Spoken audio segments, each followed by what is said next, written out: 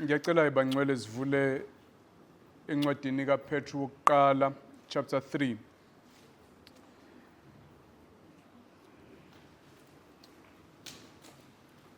Namhlanje sikuverse 8 kuya ku17.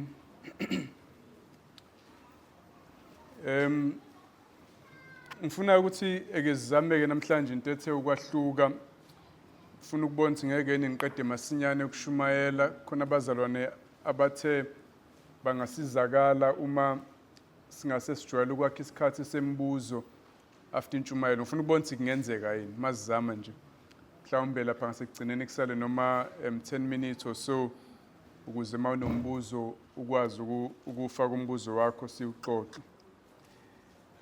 Kodwa ke si 1 Peter chapter 3 verse 8 kuya ku17 ngicela ukuqala ngokwafunda lamavesi. Okugcina yibani inhliziyo nye nonke nizwelane nithandane ngokwabazalwane nibe nobubele nokuthobeka ningaphindisi okubi ngokubi inhlamba ngenhlamba kepha busisani ngokuba nabizelwa lokho ukuba nidle ifa lokubusiswa. Umbhalo uthi lowo othanda ukuphila nokubona izinsuku ezinhle makanqande ulimi lwakhe kokubi nezindebe zakhe zingakhulumi inkohliso. Akugweme okubi enze okuhle afune ukuthula akuphokophelele ngokuba amehlo enkosi aphezulu kwabalungileyo indlebe zayo ziyayizwa imikhuleko yabo kodwa ubuso benkosi bumelene nabenza okubi. Emphongo ubani onganilimaza uma nishisekela ukwenza okuhle na?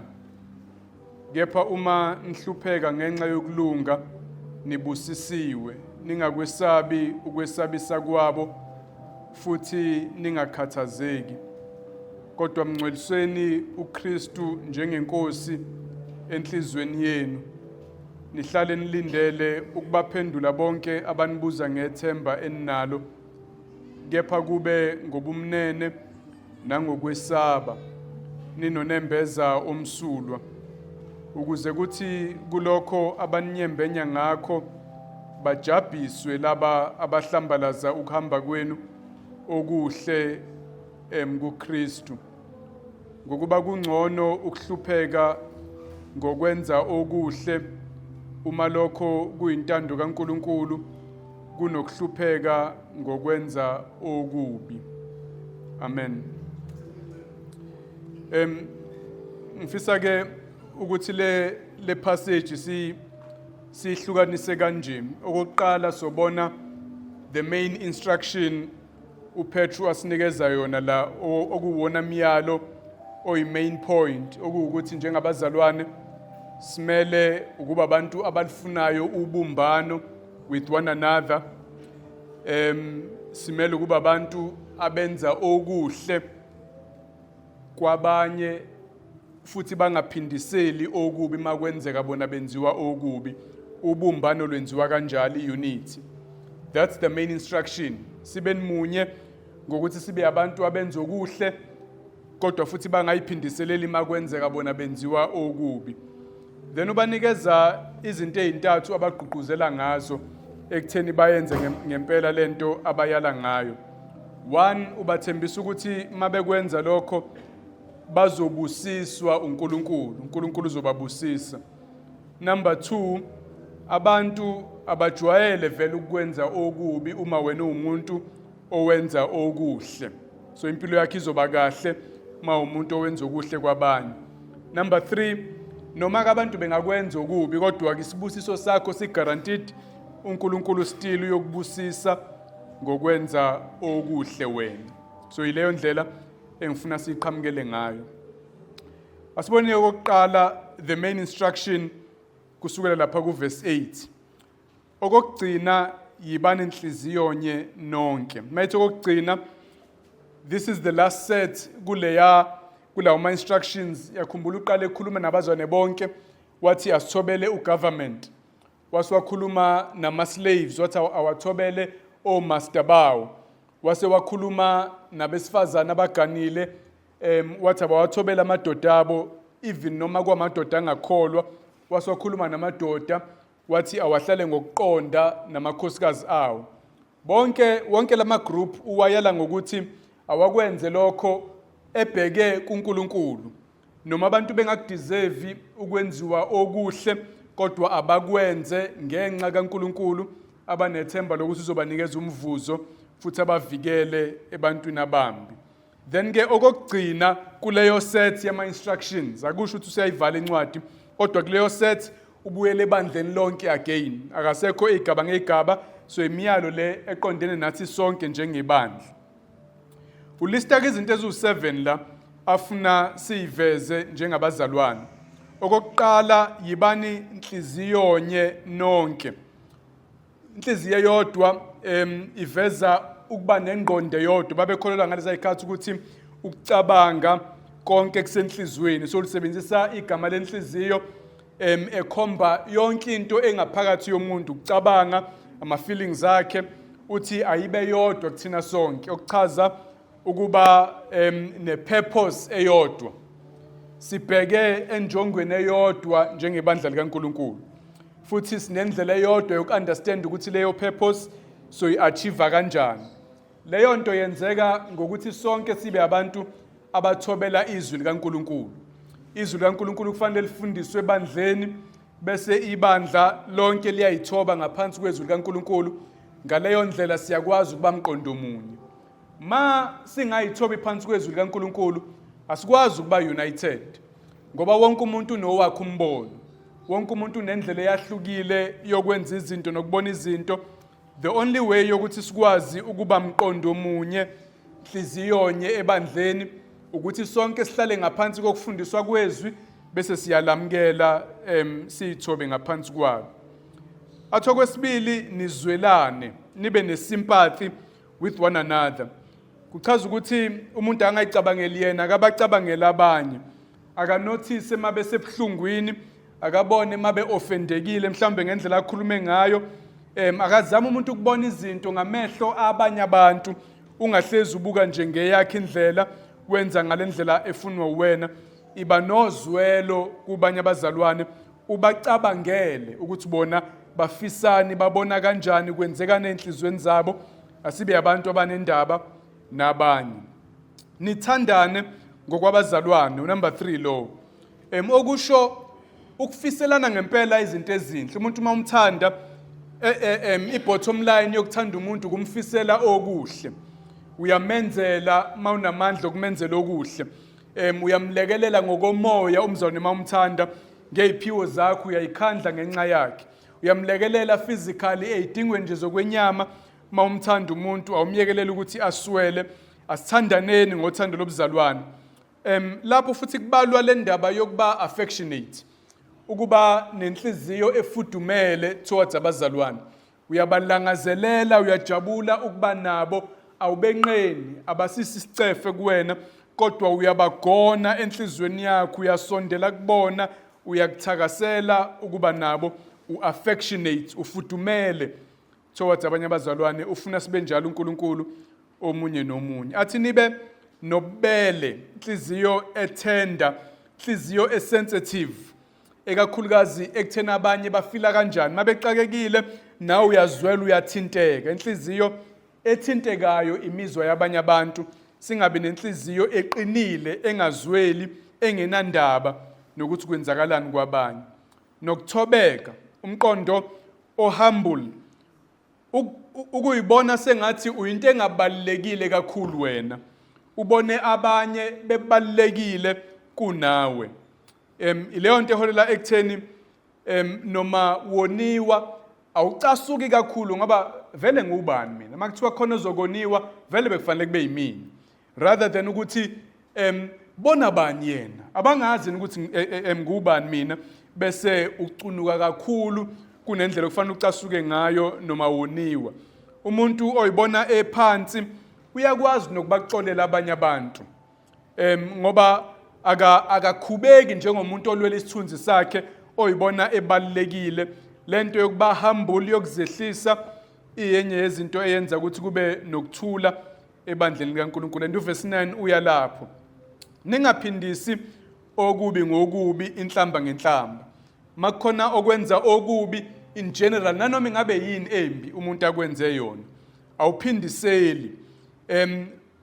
And uma ukuthi uyakuthuka, mayithi inhlamba ngenhlamba uchaza nje ukukhuluma kambi ngawe, bakuhlebile, baqambela amanga, bakwehlisa isithunzi endleni abakhuluma ngayo, bakudelelile, awuphindiseli ngaleyo nto wena, kodwa kunalokho uyabaxolela. Uthi mayiqhubeka verse 9, kepha busisani, ungaphindisi okubi ngokubi inhlamba ngenhlamba, kunalokho babusise. Ukubusisa kuchaza ukukhuluma kahle ngabantu. Ngesikhathi bekukhulume kambi wena ubakhuluma kahle.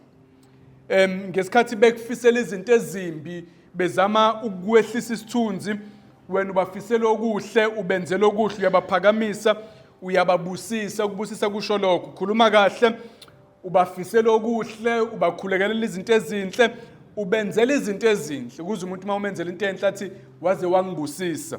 So kuchaza lokho, uma bekwenza okubi wena benzela okuhle, babusise. Ila uma behavior uma u7 aholela ekutheni kube nokuthula ebandleni kaNkulunkulu. Kodwa ngifuna uyinothise leyo yokugcina, number 7, ukuthi ukuze ukwazi ukubusisa abantu abakwenza okubi, kubalekile ukubamba lokhu akushilo ngasekuqaleni. Ma umuntu ofunayo kube nobumbane ebandleni, onendaba nokuthi siyazwana yini, hayi umuntu ongenandaba whether kuxatshenwe as long as yena ethola into ayifunayo. Ma umuntu onendaba nokuthi kube nokuthula ebandleni kaNkulunkulu, then uyakwazi ukudedela abantu noma bekonile ngoba ukwenzela ukuthula, ukuze uma bethi abantu for the sake of peace ngicela ukuyiyeka lento.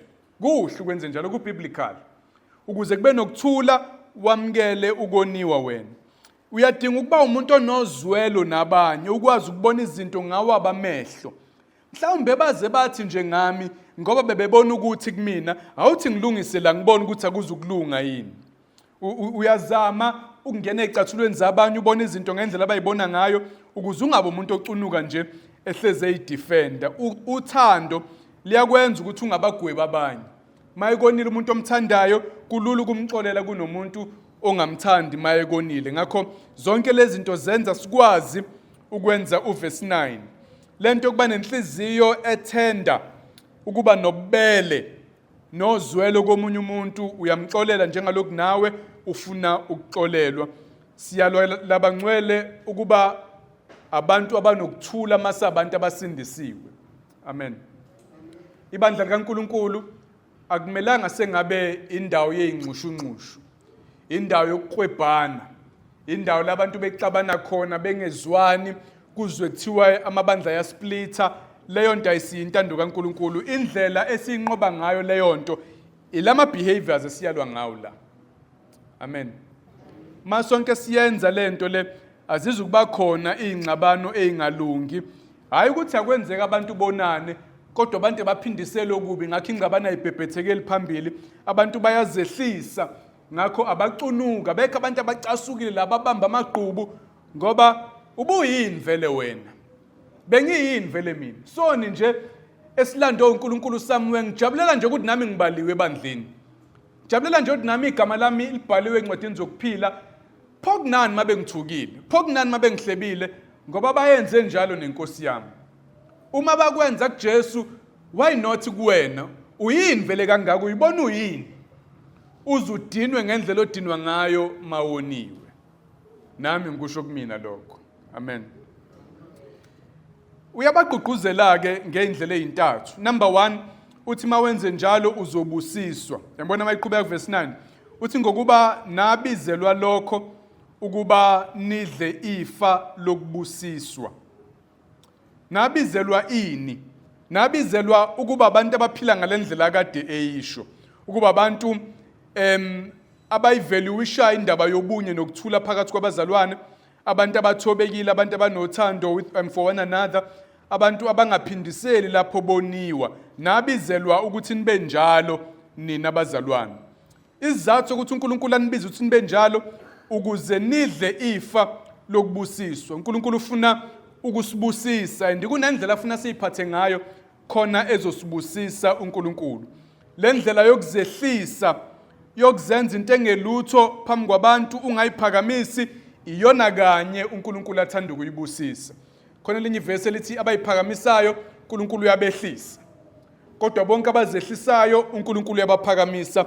Sithenjiswa la isibusiso esivela kuNkulunkulu uma siyiphatha ngalendlela le. Yini lesibusiso sakhuluma ngaso? Ngicathi emqondweni wakho kunezinto ezimbili. Okokuqala igama lisebenzisayo la uthi ukuze nidle ifa lokubusiswa. Bekade ekhulumile ngefa earlier in this book. Usinika umqondo ukuthi yinto esiyoyithola masifike emazulwini. Ifa lethu alikafiki thina kwamanje, kodwa masiyiphatha kanje kunelanga elizayo la khona uNkulunkulu eyosinikeza umvuzo ngenxa yokuzehlisa kwethu.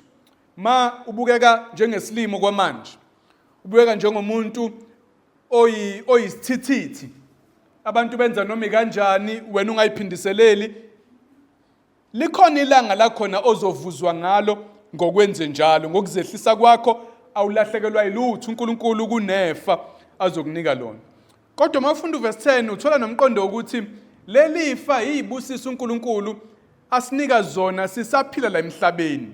Mayethi ukuba nidle ifa lokubusiswa ukhuluma nangokuhle uNkulunkulu asenzela khona la emhlabeni masiyiphatha kanje. Buku verse 10 umbhalo uthi lowo othanda ukuphila nokubona izinsuku ezinhle makanqande ulimi lwakhe kokubi nezindebe zakhe zingakhulumi inkohliso. Agweme okubi enze okuhle, afuna ukuthula akuphokophelele. Ngokuba amehlo enkosi aphezulu kwabalungileyo, indlebe zayo ziyayizwa imikhuleko yabo, kodwa ubuso benkosi bumelene nabenza okubi. Ukhotha uPsalm 34 uverse 12 kuya ku16 la. Uthi ma umuntu ofuna ukuthanda ukuphila, okuchaza ukuthi ufuna ukuba nempilo oyithandayo. Ufuna ma uyibuka impilo yakhe uthi hey, I love this ngempilo yami. Uma impilo yakho ubuka indlela eyiyona uyijabulele, uthi ubone izinsuku ezinhle, ubone izinsuku zokuphila kwakho emhlabeni zizinhle. Kuchaza ukuphila kamnandi. Kuba nezinto oyidingayo, kuba nokuthula empilweni yakho, sisala nje emhlabeni. Ma umuntu ofuna into enjalo, khona ufuna into enjalo. Ukhona ufuna ukuphila kamnandi emhlabeni. Uthi ma unjalo ke verse maqono verse 10 makanqande ulimi lwakhe kokubi. Musu ukukhuluma okungalunganga ngabanye abantu. Nezindebe zakhe zingakhuluma inkohliso. Musu ukuqambela abanye abantu amanga. Akagweme okubi. Konke okubi in general even noma kungasakhona ukukhuluma, musu kwenza izinto ezimbi kwabanye abantu. Yenza okuhle, zinikele emsebenzini emihle. Mawukuthi umuntu ofuna ukuphila kamnandi emhlabeni. Uthi kufune ukuthula ukuphokophelele. Ngamanye amazwi ukuthula kube into ebalekile kuwena, hayi nje into eyenzeka automatically. Plana ukuthi konje ngizokwenza kanjani kube nokuthula ebandleni, konje ngizokwenza kanjani kube nokuthula ekhaya, ngizokwenza kanjani kube nokuthula kulama relationships engikuwona. Kufune ukuthula njengomuntu efuna imali, kufuna ukuthula. Uzokachieve kanjani ukuphokophelele? Kusebenzele kanzima ukuthula, akube into ebalekile kuwena ukuthula mawuzoba umuntu ozophila kamnandi empilweni. Uyayizwa leyo nto? Ngamanye amazwi lento yokubalekela okubi wenze okuhle, uxole mawoni ungayiphindiseleli kodwa wena wenze okuhle, iholela nje ekutheni kube mnandi empilweni yakho. Iholela ekutheni kube nokuthula empilweni yakho. And uyasitshela ukuthi kwenzeka kanjani kuverse 12. Uthi ngokuba amehlo enkosi aphezulu kwabalungileyo. Amehlo kaNkulunkulu athe njo kubantu abaphila kanje. Uma ethe njo ukubenzela okuhle. Konje ngamsiza kanjani lo muntu ophila ngendlela engiyithandayo kanje kusho uNkulunkulu. Konje ngamvikela kanjani umuntu ozehlisa kanje kwabanye abantu. Konje ngambusisa kanjani. Mayethi nabizelwa lokhu khona nizodla ifa lokubusiswa. Ukhuluma ngoNkulunkulu ebeka amehlo akhe phezu kwakho ngoba uphila ngalendlela ngenhloso yokukwenzela okuhle, ngenhloso yokukubusisa. Amehlo eNkosi aphezu kwabantu abaphila kanje. Indlebe zayo ziyayizwa imikhuleko yabo. uNkulunkulu abantu abayiphatha ngalendlela abazehlisayo maboniwa, abaveza uthando kwabanye abazalwane abamnene, abanozwelo, abangaphindisela okubi ngokubi kodwa benza okuhle. uNkulunkulu uyayizwa imikhuleko yabantu abanjalo. Uthi mayecela uNkulunkulu iga ukumenzela izinto ayicelayo. Ujahile uNkulunkulu ukumnika zonke izinto ayifisayo umuntu ophila kanje. Ukuze makuthiwa zithokozise ngosimakade, yena uyakukunika okufiswa inhliziyo yakho. Ilento eshiwo la. Mawuphila ngalendlela emthokozisayo uNkulunkulu, then uyayizwa imikhuleko yakho, uyalangazelela ukuyifeza imikhuleko yakho. Kodwa ubuso beNkosi bumelene nabenza okubi. Umuntu owenza okubi, then ubuso bukaNkulunkulu ingathi bukubheke kanje, kodwa ngolaka. uNkulunkulu ucasukele, ukudinelwe, akekho inclined ukukwenzela izinto ezinhle. Akekho inclined ukuphendula imikhuleko yakho. Ubuso beNkosi bumelene nomuntu owenza okubi, oyiphakamisayo, ongenalo uthando, onenhliziyo eqinile nebandayo kwabanye abantu, owenza okubi kwabanye kunokuthi enze okuhle, oyiphindiselayo lapho oniwe. Ubuso bukaNkulunkulu bumelene nowenza kanjalo. Amen. Ithi lento bazalwane, uNkulunkulu usithembisa ukusibusisa masiphila ngalendlela asiyala ngayo. Okokuqala sobusiseka ngokuthi sinefa emazulwini. uNkulunkulu uyobavuza bonke abaphila kanje. Kodwa futhi masifunda la siyabona uNkulunkulu usitshela nangempilo esiyiphilayo manje, ukuthi uNkulunkulu usinikeza izibusiso khona la emhlabeni uma siphila kanje.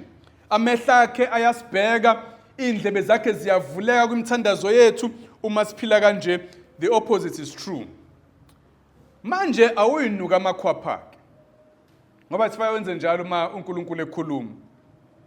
Ngeke nikwenze ukuthi ezinye inhlupheko nobunye umzima obusempilweni yakho buza ngendlela wena oyiphatha ngayo. Vele umlomo wakho ukudalela izinkinga. Vele inhliziyo yakho nokuqina kwayo namagqube wabambayo nokuyiphindiselela kwayo yikho kwenza kube nzima empilweni yakho. Ngeke nikwenze ukuthi kunjalo. Lithi lelizwi esilifundayo, mawufuna ukuphila kamnandi ufike la othi khona ngiyayithanda impilo yami, zehlise. Hayi nje phambi kaNkulunkulu, zehlise kubantu. Shona phansi mawufuna ukuya phezulu. uNkulunkulu benzela okuhle abashona phansi, abangasiwa ama-warrior ophuma silwe, abangathintwa alifakwa libuya nodaka. Kodwa laba abazehlisayo, amehlo kaNkulunkulu aphezu kwabalungileyo, indlebe yakhe ivulekile ukuze imikhuleko yabo. Asibeni njena ke bathandekayo, mhlawumbe izinto zethu zivalwe indlela esiyiphatha ngayo kwabanye abazalwane, kubantu esiphila nabo. Awuthi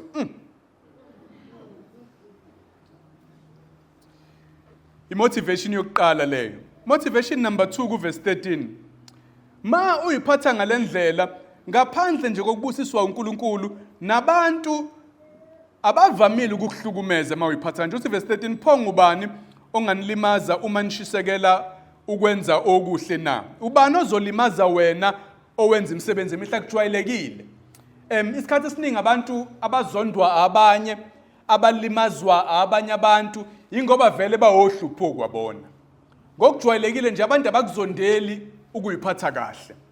Yebo kuyenzeka futhi uzoza kukhona manje uzokuthinta manje. Kodwa nje generally speaking, ingane eziphatha kahle iyabajabulisa abazali bayo, ziyajabula izihlobo, bayajabula omakhelwane, uyajabula ubase emsebenzini, uthola ama promotion, uyajabula umyeni noma umakoti ngalengane, ziyajabula ingane zayo, impilo yayiba mnandi nje. Ma umuntu owenza okuhle ungakwenzi okubi kwabanye abantu. Awubhekeke inuka amakhwapha. Abanye bethu siyasithi siyapersecutewa, sihlukunyezelwa ukukholwa, kanti sihlukunyezelwa izinto esizishoyo. nendlela esenza ngayo thina. Abajwayeli ubani ozokulimaza mawumuntu onentshisakalo onepassion for imisebenzi emihle. Ungathi uhlukumezela ukukholwa emsebenzini kanti awuphenduli go. Awuvilaphi go. Bese ubona sengathi hayi bangihlukumeza ngoba ngumzalwane kanti wena lisho njalo leli verse leli lithi motivation number 2 for kuba umuntu ozehlisayo ukuthi abantu bazokuphatha kahle mawunjalo. Ake ukuzama ubone. Ake uphungule ekukhulumeni. Ubone ukuthi awuzukuzwana nje nabantu ophilisana nabo. Ngithula ngendlela engithusayo. Motivation number 3 ku verse 14. Noma abantu ke bangakuphatha kabi ke nokho uNkulunkulu uyayigaranta leya blessing yakho. Yabona verse 14 uthi kepha uma nihlupheka ngenxa yokulunga nibusisiwe. Yebo uyazi ukuthi sometimes noma uyiphethe kahle wenza konke okuhle kodwa kuyenzeka still kube nokuhlupheka. Ukuhlupheka akuhleze kuchaza ukuthi wena awuyiphathanga kahle. Wrong ama charismatic churches namabandla eprosperity ma ethi kuthina ma ungenayo imali ungaphumelele empilweni kuveza ukuthi wena unakho ukukholwa noma wena awunikeli kahle noma wena umethemba uNkulunkulu. No, kuyenzeka umuntu ahlupheke ngenxa yokwenza konke kahle. Wenze konke kahle wazehlisa ngendlela uNkulunkulu asho ngayo wangaphindisela okubi ngokubi kodwa still ukuhlupheka abantu bakwenze kuwena. Uthi ke noma kunjalo ke umvuzo wakho ungawubheki nje la emhlabeni kuphela noma ukhona wasemhlabeni uNkulunkulu ekubusisa ngokuyiphatha emhlabeni kodwa ke yazi ukuthi ubusisekile even though emhlabeni kungathiwa akuhambi kahle ngenxa yokwenza ukulunga you are still blessed. Ningakwesabi ukwesabisa kwabo futhi ningakhathazeki ngoba niyazi ukuthi uNkulunkulu uzoninika umvuzo wenu noma bangaqhubeka bazama ukunenza okubi. Ninahlalani kuNkulunkulu ningabesabi ningabi nandaba nabo ungabe umuntu ohlele ngokukhathazeka ngoba uxakeke ukuthi abantu bazongenzani inhlupheko izoba njani kumina. Relaxa ngoba wethemba uNkulunkulu ubheke ekutheni uvuzwe uNkulunkulu even noma kuthiwa akusikhona la emhlabeni. Verse 15 usho njalo kunokuthi ube umuntu owesaba abantu nohlala ngokukhathazeka mngcwelise uKristu verse 15 njengenkosi enhlizweni yakho. Kodwa mngcweliseni uKristu njengenkosi einhlizweni zenu. Ukumngcwelisa njengenkosi kuchaza ukuthi abe yigugu abe yiyona into ebaluleke kuwena kunazo zonke ezinye izinto uJesu. Ubaluleke kuwena ukwedlula isithunzi sakho. Ubaluleke kuwena ukwedlula inhlala kahle. Ukungahlukunyezwa abantu ukungaguli ukuba nemali ukuba nani uKristu umngcwelisile usacred uyinto eholy eyigugu kuwena njengenkosi yakho enhlizweni yakho. Then awunandaba nokuthi abantu bakwenzani kangako awubesabi nezinto zabezesabisayo ngoba igugu lakho uKristu abasoze bakuphucela noma bangangihlukumeza ngeke bangihlukanise nothando likaNkulunkulu oluKristu Jesu. Athi nihlale nilindele ukubaphendula bonke abanibuza ngethemba eninalo. Mabekubuza ukuthi yini wena ube nje, yini wena ungaphindiseli okubi ngokubi uma abantu bekwenza okubi, yini ulokhu uzehlisa ngalendlela uthembeni ma ungazama ukwenza impilo yakho ibe right la emhlabeni, yini lo ithembile bese ethi nibe abantu abaready ke ukubanikeza impendulo abantu ngalelo themba eninalo. Bese ngasitshela ukuthi impendulo zithini kunalokho asitshela ukuthi asoyisho kanjani impendulo verse 16 kepha kube ngobumnene nangokwesaba engicase ichaza ukuhlonipha ukusaba ukuba offend abantu. Mawubaphendula labantu abakuhlukumezayo labantu abakubukayo nje indlela oyiphatha ngayo okwenza lokho ngobumnene ungabi harsh nangokuhlonipha ungadeleli noma ngabe kuthi ubone ngathi bayakudeserve lokho ngendlela abayiphatha ngayo oba umuntu omnene even kulabantu abangekho omnene kuwena. Impendulo ukuthi yini oyethembile kule context le wethembe isibusiso sikaNkulunkulu, wethembe ifa lokubusiswa uNkulunkulu akuthembise lona yingakho uzehlisa. Yingakho ungayiphathi njengaba bonke abanye abantu basemhlabeni bona abaphilele ekutheni babe right la emhlabeni, bahlonishwa abantu, babe nemali, bangaguli, baphile kahle la emhlabeni. Wena uyadlula kulokho, ithemba lakho lingale kwethuna. Yingakho ukwazi ukubekezela uJesu abe yigugu lakho noma kungabonakala ukuthi ubenefitani ngokwasemhlabeni. Ukuzwa abantu mabethi ngiyayiyeka mina lento ngoba ingisebenzeli, bekhuluma ngokukholwa. Abanalo leli ithemba leli eledlula ezintweni zasemhlabeni. Bacabanga ukuthi ukukholwa into yokwenza impilo ibe mnandi emhlabeni, makungemnandi akusebenzi, ngiyakuyeka mina. Kodwa thina siyabekezela noma kunzima emhlabeni ngoba sinethemba. Mabe sibuza ngalelo themba ukuthi yini sibe nje thina, asokwazi ukubatshela ukuthi sethembe imivuzo kaNkulunkulu ayosinika yona isibusiso, ifa lesibusiso azosinika lona sometimes la emhlabeni, kodwa for sure ngale komhlaba sethemba ukuthi uyena ozosiphendulela nakubantu abasihlukumezayo. Ngakho siyakwazi ukuzehlisa ngoba sinalelo themba kuyena. Ivesi leli lisetshenziswe for lento kuthiwa ama-apologetics, makhulunywa ukuthi selidefenda kanjani ivangeli kubantu be-evolution mabethi akho uNkulunkulu, umhlaba kwaqhuma amakhemikhali, kwaba ushobishobi, waba iqoqo, waba ufishi, waba imfene, waba umuntu. Ayikho into ekuthiwa uNkulunkulu, bayebezela ukuthi asikwazi ukuyiphendulela kulezi zinto ezinjalo. Angicabange ukuthi unalokho kakhulu emqondweni wakhe, kuhle ukwazi ukuphendula imibuzo efana naleyo, funda ukuthi iphendulwa kanjani. Kodwa kubalekile la ukuthi phila impilo eyahlukile kubantu abangakholwa, baze babone ukuthi khona into oyithembile wena bona bangayithembile, abangenayo.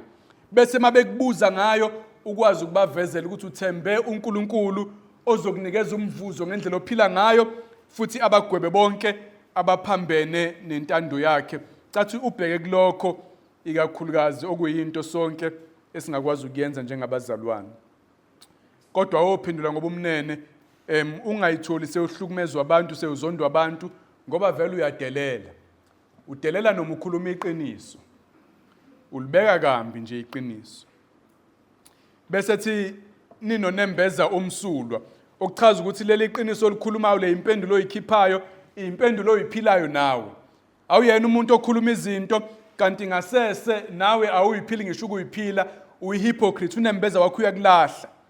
Unembeza okulahlayo wenza ungakwazi ukubatshela abantu ngeqiniso lika Jesu nangethemba onalo, ngoba nawe uyakulahla nje unembeza. Kodwa ube msulu unembeza ngoba uyaphenduka ezonweni, uyakhula ebungcweleni, awuqhubeki nokuphila ezonweni okwenza unembeza ungabi msulu.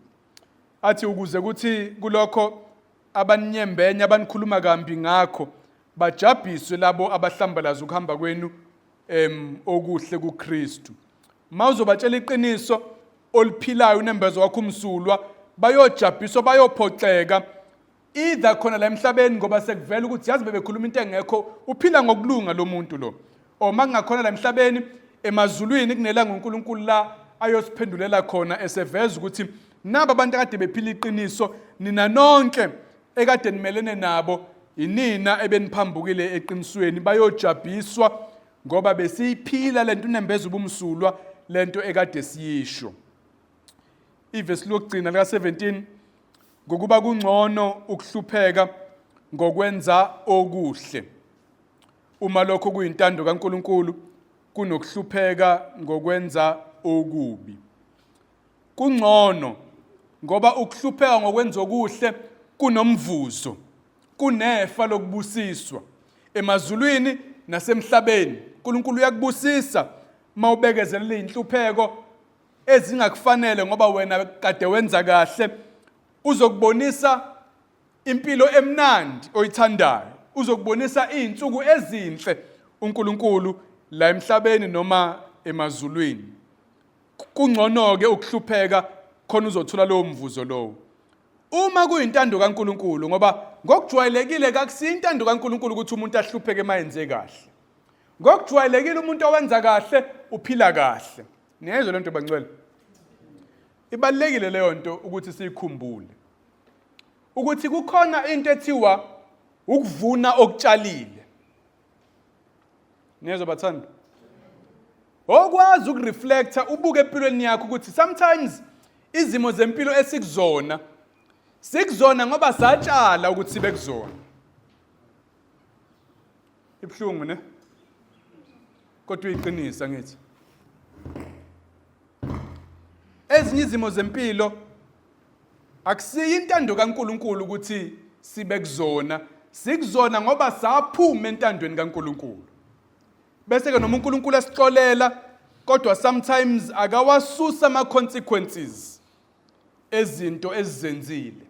Noma esixolela sometimes uyasidedela sivune lokho ekade sikutshalile.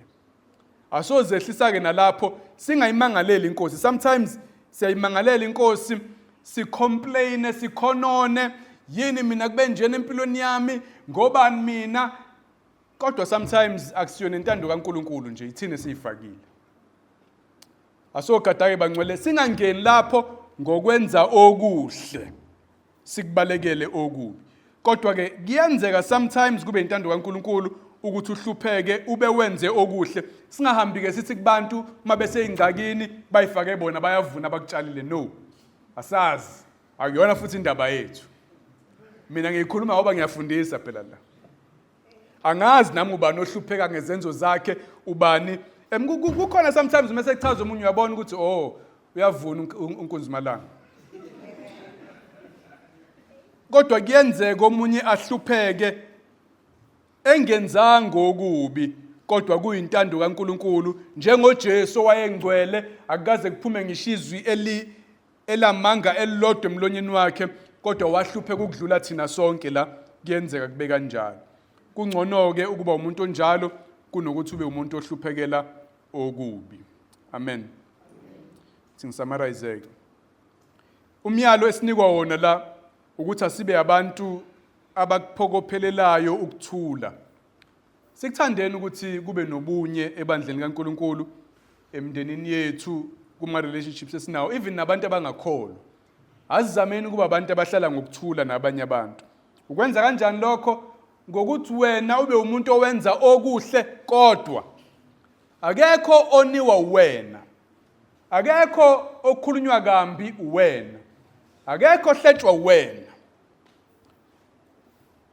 And makwenzeka bona bekwenza okubi ungathi ke sengenza okuhle mina sebengenza kanje ngizobakhombisa ke nami. No. Akubi khona ukuthula umuntu onjalo. Kunalokho uthi bangenze okubi kade ngibenze okuhle kwabhlungu kodwa ngizobaxolela ngibashiyele enkosini mina ngizoqhubeka ngenze okuhle kubona. Uthi asikwenze lokho for 3 reasons. Ama motivation 1 sobusiswa masenze njalo bathanda. uNkulunkulu uzosibusisa emazulwini uzosibusisa la emhlabeni. Uzobona izinsuku ezinhle uzoyithanda impilo yakho uma umuntu ophila kanjalo.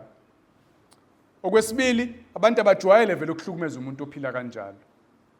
So ungathemba nokuthi nje kuzoba right ngoba uphila kanje. Okugcina noma abantu bangakuphatha kambi kodwa isibusiso sakho sigaranteed uNkulunkulu ngoba uye oyokuvuza noma abantu ngathiwe bakuphethe kanjani. Amen. Ayincipheke ingxabano ekukhanyeni. Amen. Asithandaze.